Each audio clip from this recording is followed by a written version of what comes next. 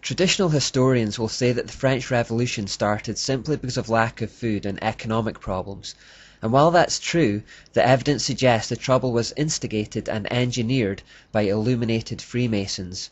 It was their first attempt to overthrow a monarchy, abolish Christianity, and establish a utopian science republic in a nation-state. In 1784, Adam Weishaupt issued an order to a man called Maximilien Robespierre to start the French Revolution by sending a courier from Frankfurt to Paris. En route to Paris, however, the courier was struck by lightning and died. When his body was found by the police, they searched his belongings and found the book he was carrying that detailed the plans for a revolution in France. As a result of this information coming to light, Adam Weishaupt was banished from the country by the Bavarian government, who also outlawed the Illuminati and closed all Masonic lodges. They also issued a warning to all the governments of Europe, telling them to be on guard against this plot. These warnings were unfortunately ignored, and France paid the price. The Illuminati had good motivation for choosing France for their first revolution from monarchy to science republic. It was, after all, the French king who had been so influential in shutting down the Jesuits. And even if it were not for him, France was the very embodiment of all that the Enlightenment thinkers had come to hate. They had an absolute monarchy for one, meaning the king had complete and unchallenged authority. Secondly, that monarchy was deeply intertwined with the Catholic Church, who had feudal privileges. The Catholic Church was also the largest landowner in the country and was levying a tax on crops, which they referred to as a tithe.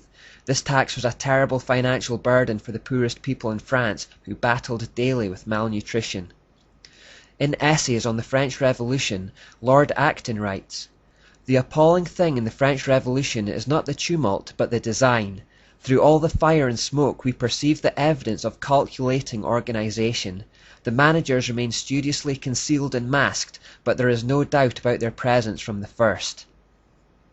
Albert Pike confirms in Morals and Dogma that it was Freemasons that aided in bringing about the French Revolution. The Masonic Lunar Society, which was the precursor to the British Royal Society, was intimately connected to the revolutionary movement in France. Freemason and Lunar Society member Benjamin Franklin acted as the shuttle diplomat between the French and English utopian idealists. The son of James Watt was accused of being a French agent by Edmund Burke in the British House of Commons because of his connections. Joseph Priestley openly pledged his wholehearted support to the revolutionary French National Assembly. Fellow Lunar Society member James Keir hosted a dinner to commemorate the fall of the Bastille. Most notably, Erasmus Darwin actively supported the French rebels. And the French Revolution indeed exhibited all of the hallmarks of a Masonic scientific dictatorship. The first thing to notice was that the goddess was quick to make an appearance.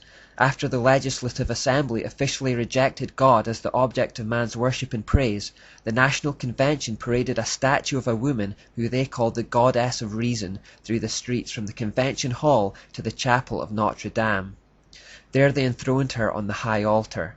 This ritualistic enthronement of human reason embodied in the goddess represented the unification of man's consciousness with the omniscient, which is the ultimate end of evolution and something Freemasons believe they are heading towards naturally. In other words, human reason became the ultimate source of moral precepts and man became God. This whole concept was embodied in this goddess. Also, a Malthusian depopulation campaign also began. Under the direction of Maximilien Robespierre, the revolutionary government began carrying out a massive killing spree that became known as the Reign of Terror. Robespierre said at the time, "Terror is nothing else than justice, prompt, secure, and inflexible." Robespierre's goal was to eliminate 15 million useless eaters, and while that full number was never realized, the Reign of Terror did claim the lives of around 300,000 Frenchmen. 297,000 of which were members of the lower and middle working classes. The revolutionaries also used the Hegelian principle, setting the rich against the poor in order to create chaos. Out of this chaos, they would step in to offer the solutions. Robespierre at this time headed an effectively dictatorial committee that quickly established pieces of legislation that would authorize or legalize their killing spree. A bit like Muhammad calling down words from Allah that would suddenly allow him to rape captured women. For these so-called illuminated ones, the end justified the means, and the result of these policy changes was the violent repression of enemies, the forcing of farmers to surrender grain to the government, and the license to kill anyone on the merest hint of suspicion that they were opposed to the revolution. The Revolutionary Tribunal condemned between 16,000 and 40,000 people to the guillotine. Many more were simply beaten to death by street mobs. Having enthroned the goddess at Notre Dame as the figurehead of their movement, and now being in a position of power, they displayed Plan B tactics and became violent and intimidating towards their enemies.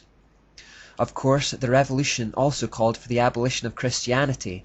It started with a war on Catholicism, but quickly extended to real Christianity, as people continued to see no distinction between the two. Clergy were deported and condemned to death. Churches were closed and replaced with civic cults.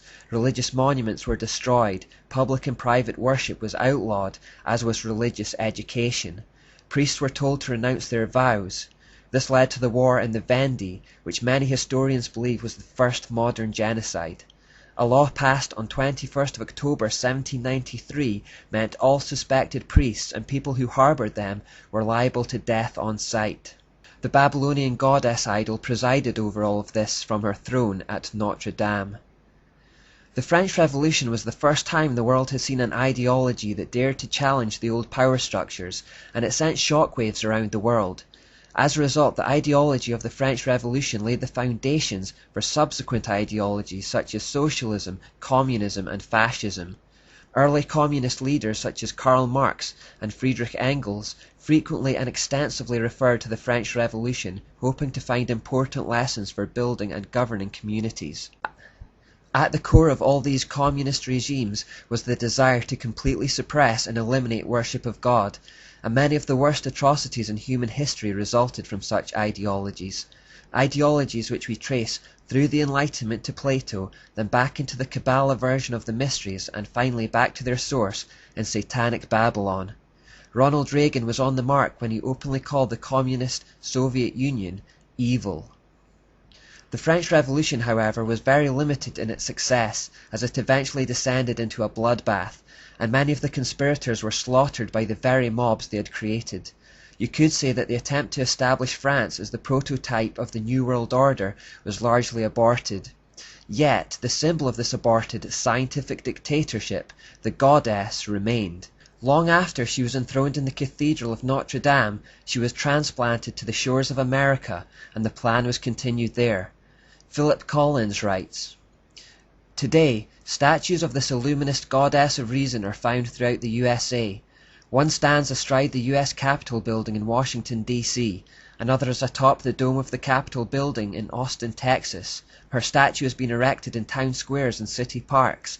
But the most fantastic idol of the goddess of reason, the most majestic statue of the pagan lady who bears the torch of light, who illuminates, uplifts, and frees mankind, is found in New York's harbor. Towering above the shimmering but polluted waters, she holds in her outreached arm and hand a torch of fire and light. A gift of the Masonic Order, the modern inheritors of the Illuminati heritage, the Statue of Liberty was sculptured by Frédéric Bartholdi, a member of the Masonic Lodge of Alsace-Lorraine in Paris, France.